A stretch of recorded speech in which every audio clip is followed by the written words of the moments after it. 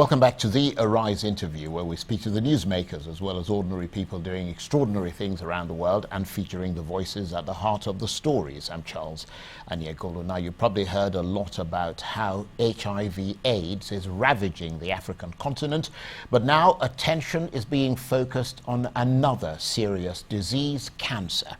According to the experts, cancer is now streaking ahead of malaria as the leading cause of death on the African continent, and the leading cancer for men in Africa is prostate cancer, while for women it is the deadliest form of breast cancer. But there's also cervical and liver cancer, which according to research are 300% and 50% higher respectively in Africa than in the US, for instance. These four cancers combined are said to have been responsible for more than 1/3 of all cancer deaths in Africa in 2018. And without immediate intervention, the number of Africans dying from cancer annually is expected to double in 20 years. Take a look at this telling video.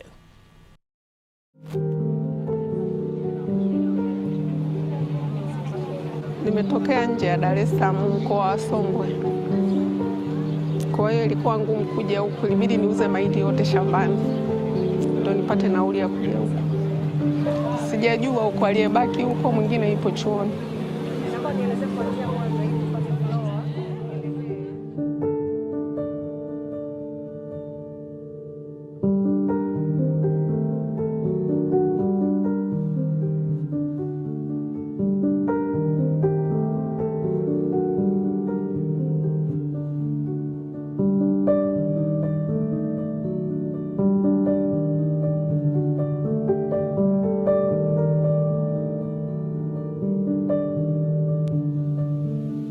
If you look on this group of women who you're talking about, most of them, they come very unfortunate when the disease is at advanced stage 3 and 4.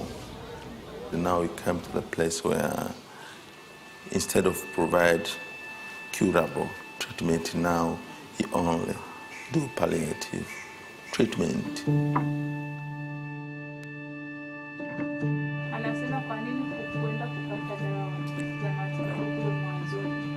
Yaani kutokana na ile hali ambayo ulikuwa hujui, sababu hujaweza kukaa ukajua kwamba hii ni shida gani.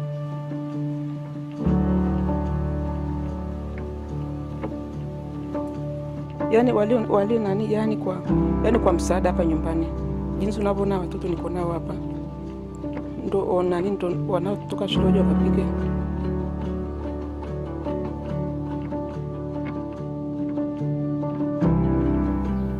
Naitwa Ana Sawe ya shingo ya kizazi. Nikatoka nikaja nikaenda KSMC nikaambiwa nihudhurie kliniki pale kliniki sikurudi.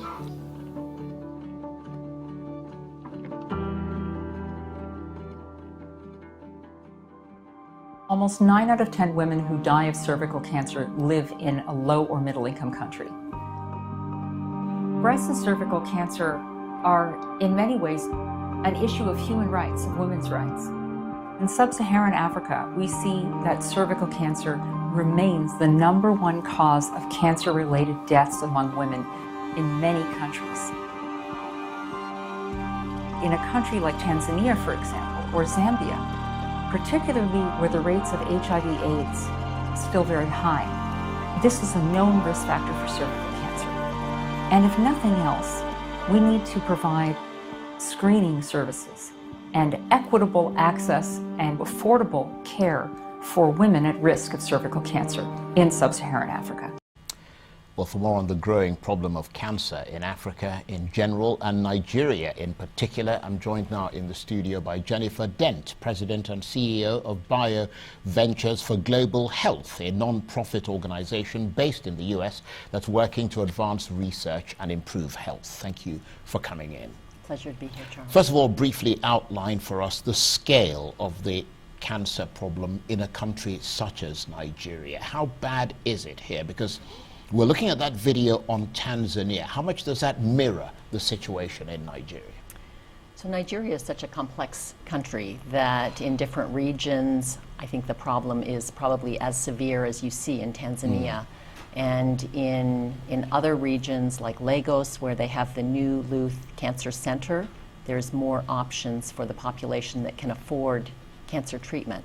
But cancer is still a crisis in Nigeria, and it's a crisis that's gaining a lot of attention at the government level in Nigeria, which is very, very promising. I think I'm seeing a lot of momentum here in Nigeria to address the crisis, but it really is a very, very serious problem.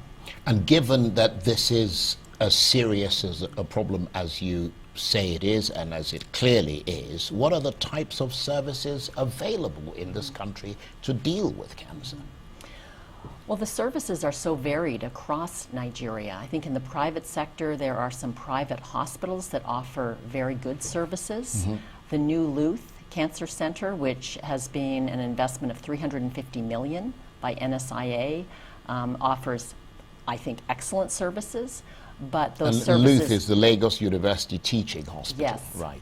But those services are available to not really the major, the key population in Nigeria. To people who can afford it, basically, people who have the money.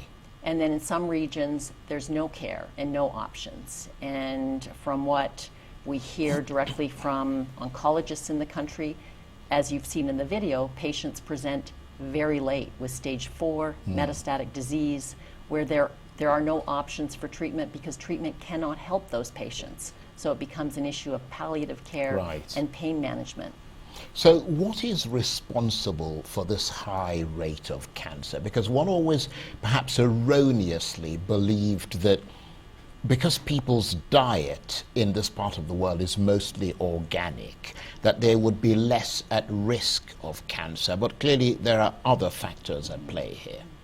So I'm not an expert on cancer myself, but there are many factors that impact cancer, and Africans in Africa is unique compared to other parts of the world that have been better studied. But there's definitely an intersection between infectious diseases and cancer, and you see that directly with some of the most prevalent cancers like cervical cancer and a pediatric cancer, Burkitt's lymphoma. There's a direct correlation that's been studied with infectious diseases. So in Nigeria, that would be a factor. I think one of the challenges is that cancer hasn't been studied in different African ethnicities to the degree that it has in other parts of the world. And that's critical, that actual studies are done in Nigerian patients and in the Nigerian setting. Right. Taking into account genetic factors and all sorts of things. Genetic factors definitely play a role. And it's critical to understand those different genetic factors within Nigerians, but also other African populations and ethnicities. That's an interesting point. So just tell us a bit about what your organization, BioVentures for Global Health, is actually doing in Nigeria and across the continent. So we launched a program just about 2.5 years ago to focus on providing affordable, high-quality access to cancer medicines and technologies, so diagnostic technologies, also building pathology or diagnostic capacity in hospitals, and helping to train and expand the skills of oncologists that are treating patients. And we launched this program in collaboration with the Ministry of Health, but also working with the CMDs across 20 Nigerian hospitals, including the 8 cancer centers of excellence. And we wanted to develop a program that would focus on the priorities and interests within Africa. So not bringing an American approach or an outside approach to bear on the hospitals or the ministry, but instead to do an assessment at the hospital level and the ministerial level to understand what the current capabilities were, what the gaps in access to diagnostics, technologies, drugs were, and to then build partnerships between international companies that had those diagnostics, that had those life-saving cancer drugs, with the government, with the hospitals, to provide that quality, sustainable access.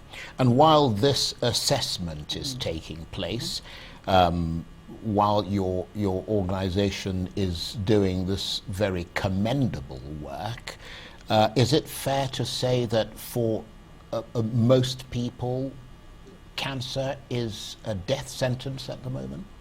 I think that's very fair to say, unless you have the money to have private care or unless you have the money to leave the country for care. And many Nigerians, I mean, in India actually has businesses to service African cancer patients. Yeah, a lot of them go to India. Yeah.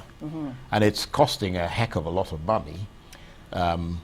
And if that money were to be invested in Nigeria, but then I suppose the part of the problem is also the mindset, where many people for many, many years have simply lost confidence in the healthcare system. So how can a country like Nigeria improve patient care? In other words, I know you've outlined some things, but in terms of the pecking order of priorities, what is the best thing to do? Subsidize chemotherapy, for instance, in public hospitals? So, I mean, I think Nigeria's already taken the steps to move towards improvement, and that is having a president and a vice president who have committed to improving healthcare for all Nigerians. And I just came from a meeting today where the executive secretary, Professor Sambo of the NHIS, spoke about the new NHIS and the organization's commitment to providing universal health coverage. Tomorrow, NHIS will be hosting a meeting with international and leading pharmaceutical companies to talk about innovative financing models. So I think having that commitment both from the presidency, but also from agencies that will be critical in enabling affordable cancer care, I think is where you have to start. And then the Ministry of Health as well. The Ministry of Health is, I think, deeply committed to improving health care for all Nigerians, and with a recognition and focus on the issue of cancer in the country. So I think the ingredients in Nigeria are all there. And we also see a real commitment at the state level. I mean, again, Nigeria being so complex as a country, I think there's tremendous opportunity to see success in certain regions. Well, I'll come back to you in a minute. You're watching the Arise interview. Plenty more still ahead as we continue our chat about the growing problem of cancer in Africa. Stay with us.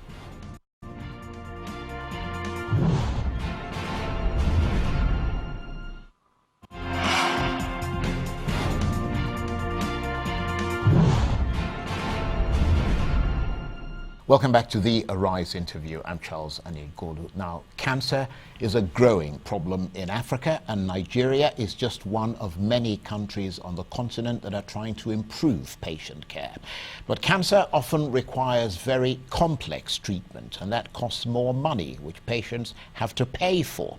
Cervical cancer and breast cancer, for instance, are the biggest causes of cancer deaths among women in sub-Saharan Africa, according to the World Health Organization. Yet, it is only in recent years that prevention and control of these diseases have become a matter of public health. Until recently, healthcare for Africa's women has been designed primarily around acute infectious diseases and pregnancy-related complications.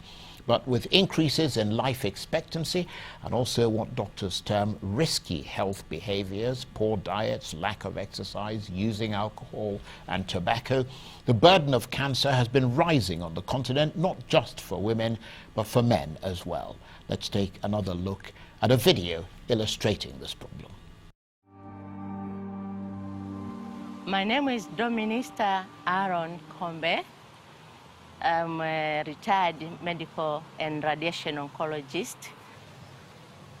I thought of to continue seeing my cancer patients. I'm doing it as a passion because it's not supported by anyone else. It's my own effort and my husband's support. African woman is like the culture itself put us backward. We do not really talk much about our issues.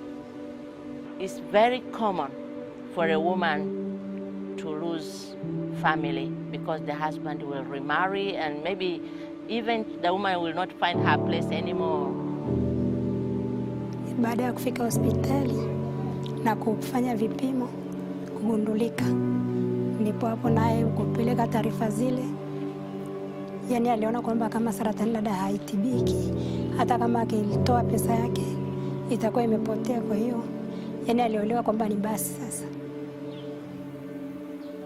For anything to be known, it needs to be brought about. People should talk about it. Maybe it's not a priority for policymakers that they didn't take cancer as an issue in the beginning. Yani hapo napata ugumu kwa sababu una uzito fulani wa hili ziwa, uwezi ukaliacha bila kushikilia na kitambaa. Sasa kuna mchubuko uliotakiwa kuchini huko. Huu unanipa shida, hata ndio ile juzi nikashindwa kuja. Nikasema nitaenda kesho.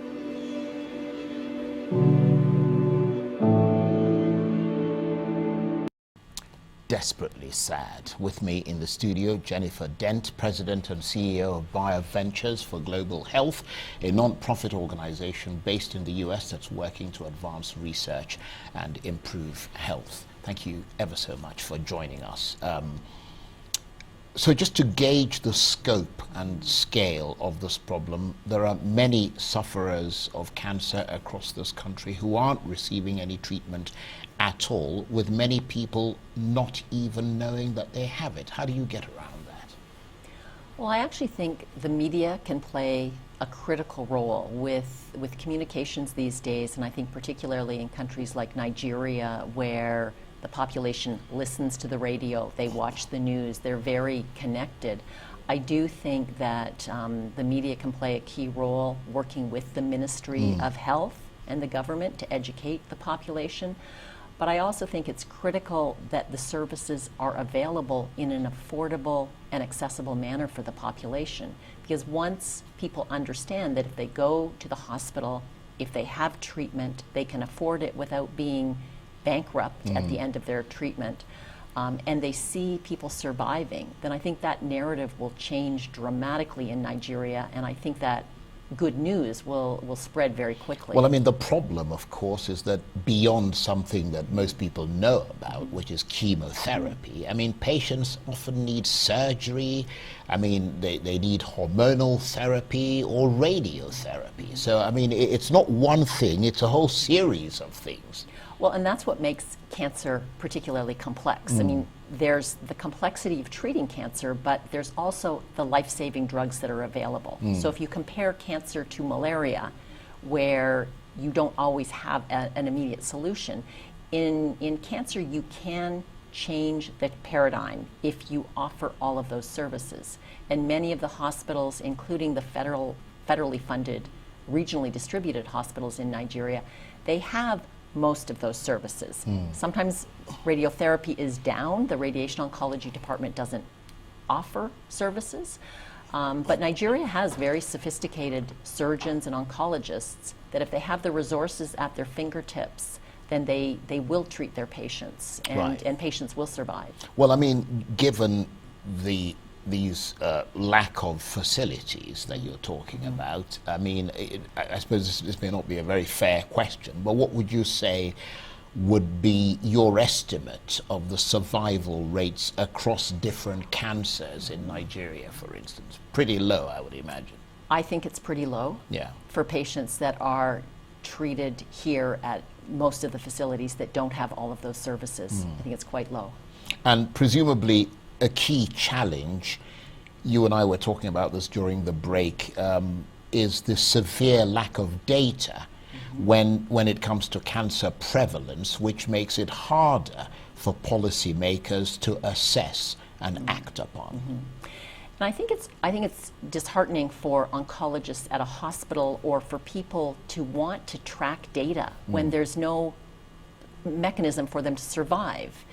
And so that's why I think that it's so critical to expand access to quality cancer drugs, because quality of drugs are an issue too in countries like Nigeria. There's an issue with counterfeit drugs and low quality drugs. That's a good point. And so one of the approaches that we're taking is we've worked with the ministry to issue the first international RFP, request for proposals, to international pharmaceutical companies that have FDA-approved drugs, and to ask those companies to make those medicines available in an affordable manner for Nigerian patients. And are you seeing countries like Nigeria? Because, I mean, if you haven't got the facilities to actually treat it, then you'd think the focus would be on stepping up prevention of cancer, risk factors. I mean, are you seeing that in Nigeria, such as implementing tobacco control programs, for instance? So I do think that that is something that's taking place in parallel. I think that maybe that's slower than it should be.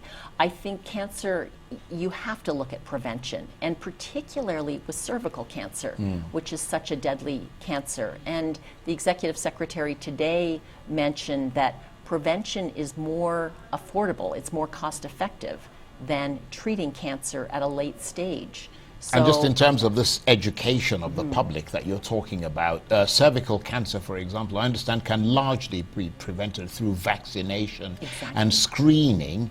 But are you seeing efforts for that, widening access to cervical cancer screening, pre-cancer screening at cost-effective sort of levels? So there are champions in Nigeria that are driving that, and I think one champion is Her Excellency the First Lady of Kebbi State, Dr. Zainab Bagudu, who's also on the International UICC board.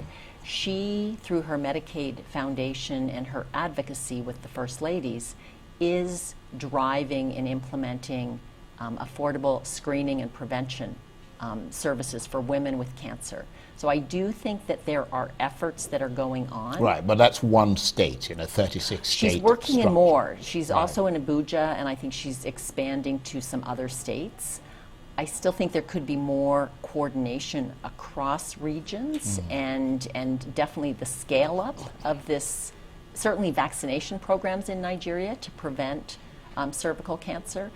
But I do see that there are efforts ongoing. And I think with the momentum that we've heard about this week in our earlier visits, Nigeria has tremendous potential to make a dramatic change in the cancer paradigm for patients here. Right. So in your assessment and in the final analysis, the best way really is to spend more money raising public awareness on the early signs of common cancers and urging people to adopt healthier lifestyles. I think you can't just focus on prevention because there's too many people that are suffering from cancer today. So you have to do both in parallel, but you have to offer quality treatment at the hospitals. And quality treatment is so dependent on correct, accurate diagnoses. So that training at the pathology and diagnostic level and making sure that the centers or hospitals have access to that diagnostic technology, but then quality drugs as well. Thank you very much indeed, Jennifer Dent. We appreciate your coming in. Well, that's it for this edition of the Arise interview. Do join us again tomorrow from me and the entire team here in Abuja. Thank you for watching.